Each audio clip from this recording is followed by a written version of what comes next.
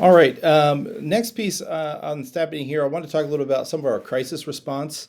Some questions have kind of popped up throughout the beginning of the year, and I just want to kind of address it all in one kind of section. So, first part here, this is actually a button on the newsletter here. So this will take you to a previous staff meeting we've had about Chapter 103. Now everybody has hopefully completed the Chapter 103, or you needed to complete that. As part of your required trainings. But this is a previous training that we had, so I just shared the slide deck in there for you to look over again. But there's a couple slides that I want to highlight that kind of address some of those questions that we've had as the school year's kind of gotten started. So I'm going to draw your attention to a couple slides. I'm not going to read through everything for you here. This is stuff that you guys can look at on your own time, but I want to kind of provide those resources. So if you have those questions, they're here. But I want to get some clarification on a couple things here. So slide number 6 really kind of sets out those definitions for what seclusion and restraint is. I'm not going to talk so much about seclusion because generally that's not going to impact a large number of you. Most of you won't be involved with that on a normal basis, but there are a select few people who probably would be a part of that process. I want to talk more about the restraint piece and what's allowable, not allowable. So restraint, again, anything that immobilizes or reduces the ability of a child to be able to move their arms, their legs, their body, their head. So anytime we are kind of holding them or keeping them from running off or things, those can all be considered restraints. Now, we always have to be careful with that because obviously we don't want to go hands-on with kids if we can avoid it. So there's situations where you kind of got to play it by ear and kind of know what is the situation, what's really happening right now, and do I really need to go hands-on with this student, or are there other things that I can do to avoid that and still get the desired effect in the end. So we really have to be really careful about that. But with that, I also want to point to slide 8 here. Generally, if somebody needs to go, if a student needs to be, if we need to go hands-on with a student, then we're going to want to call somebody from our safety cares team. Now, in the newsletter here, I do have a list of like who those people are who have gotten the safety cares training. So those are people who have gone through the training to do some of those holds and some of those things like that when we have to do a restraint. So in an ideal situation, those people are available, and if they are coming to respond, they would be the ones to do the hands-on, the holds and the restraints and things like that, if that's necessary. But we always have to determine, is that reasonable? Is it absolutely necessary that we have to go that route? So sliding down to slide number 12. This is where it talks about that. These are all examples of when it may be a reasonable or necessary time to use that restraint, or to have to go hands-on. And so they're listed there. So big thing would be like if they are unsafe, like they are going to harm somebody, they're going to harm themselves, then that is when it is okay, it is reasonable to intervene in that way where you have to go hands-on. If they are creating such disturbance that is feeling necessary, so if they're really, really, really disruptive in the classroom, and again, you kind of have to manage this. Is this something that we can ignore, or is this something that's really getting out of hand? That may be an opportunity where you may want to go hands-on. If they have something dangerous, if this is in defense of yourself or others, if this is protect that particular student that's having the behavior, or it's to protect other students in the room. Those are all times when you can use hands-on. Now, generally speaking, I would say if you can avoid having to go hands-on because you are not safety cares trained, I would say avoid it. Call, make contact with the office, get a hold of somebody to come down and be that person who has the training to go hands-on.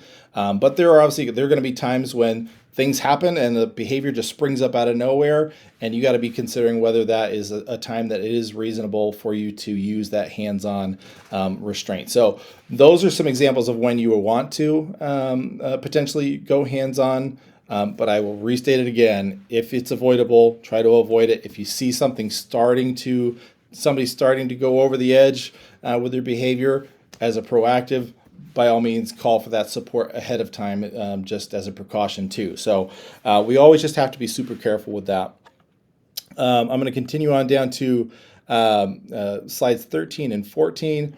So again, in determining whether that's reasonable, we have to consider all those circumstances. So we don't obviously want to do any restraint that's going to be long term. It is only for them to regain control. So if they are just really flipping out and they are being really physical, that restraint may be required only until you feel them relax. But once they're relaxed, we're not hanging on to that restraint. We need to go hands off as soon as we possibly can. Once that time has passed, that behavior is kind of gone by the wayside, that could be a time that we want to release. Or you also, if there's something medically we want to be conscious of too. Those are things that we have to be conscious of. And again, all reasons why we have to be super careful if you're somebody in particular who doesn't have that training. We want to make sure that, the people who have been trained on that are the ones who are responding. We just want to make sure that we are being super, super careful with when and how we use that level of restraint. And again, you got to consider, the size of the student, what is their current condition for the student, what kind of behaviors are you seeing. It shouldn't be just an automatic go-to to just scoop a student up and take them when they are just kind of being a little defiant or something like that. It really should be something where truly we are worried about the safety of that student, other students, but it really should be something that's more to the extreme end of the behavior when we really look at using that level of force. So things to consider there. Now, in certain circumstances, and we've had this on a couple occasions before, we've had to do a room clear. So I'm going to drop down to slide number 30 and 31, just talking about room clears here. And again, the main reason why we would use that is if it really is becoming there's a threat to the students in the room, where somebody's going to get hurt if we stay in this area. Chairs go flying or materials go flying where it's really, they're directing it at other students, and those students, there's a good chance that they are going to get hurt. That would be a time where a room clear would be appropriate. Now, again, if it is at all foreseeable that behavior is going to happen, then, maybe consider proactively getting somebody down to come and assist before it blows up. So, but that would be a time when we do a room clear. But just so everybody's aware, if we do have to do a room clear, there is a procedure that we have to follow after that, where the entire classroom is notified. The parents of the classroom are notified. They have to be notified within the next 24 hours of that room clear. There's a whole process and paperwork side of that happens when a room clear does happen. So not to be scared of doing the paperwork or anything like that, but just so we know it's a little bit more involved than just saying, okay, everybody step out of the room. Like there's more communication that needs to happen after that. So just so everybody's aware of that. And again, purpose of this would be to prevent injury or harm to anybody in that room. That's when we would want to use those room clears if necessary. So I just want to point those out to you, and make sure you had that refresher on that. Again, that whole PowerPoint there is in there. I did highlight the slides that I just pointed out to you, but you can look through that whole slide again if you are interested. I have the Safety Cares team members listed here. I believe I got everybody on there. If I missed somebody, let me know and I can add it to the list. The last thing on crisis response that I wanted to mention in this section was about stay put protocol. So this is actually in our emergency procedures. So if you are in the hub and you go to emergency procedures where we have like our fire drills, our tornado drills, intruder drills, all that, this is actually in there and it's been in there. But something that we don't drill or really talk about much is this stay put procedure. And the purpose for this being in place is there are certain times when something may be happening in the building where we just need to keep everybody out of this area of the building. It's not something where we need to evacuate. There's not really any harm to anybody, but there's just something going on that we probably want to keep people away from. We don't need additional eyes. So a good example of this would be from my previous school when I was in my last school district. One of the cooks in the kitchen right before the lunch serve had a heart attack. And so we had to call EMS and we had the ambulance and everybody come through.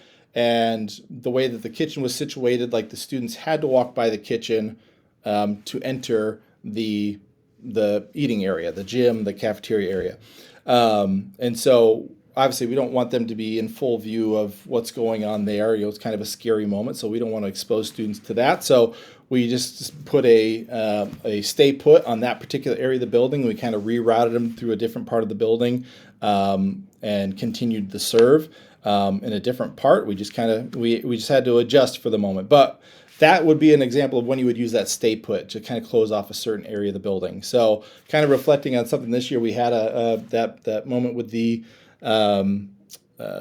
we weren't sure if it was fire or smoke or whatever it was down in the first grade wing. That would have been a time that, reflecting back, maybe that's the time we should have used that stay put and just said, hey, we're going to stay out of the first grade wing right now, so people aren't unknowingly walking into a situation that fortunately was not hazardous, but we weren't sure at the time. So that was something that potentially that could have been a time that we would want to use that. So I want to just draw your attention back to these. I don't foresee us ever needing to drill these, but if there's ever something that comes in the building and I say, hey, we're going to go on stay put, I just want to bring that back to everybody's attention that is in our emergency procedures, and just to take a look over that and see what that means, so that if I do ever call a stay put, we can kind of go on what we need to do without having to answer a bunch of questions about what that means. So anyway, I just want to share that.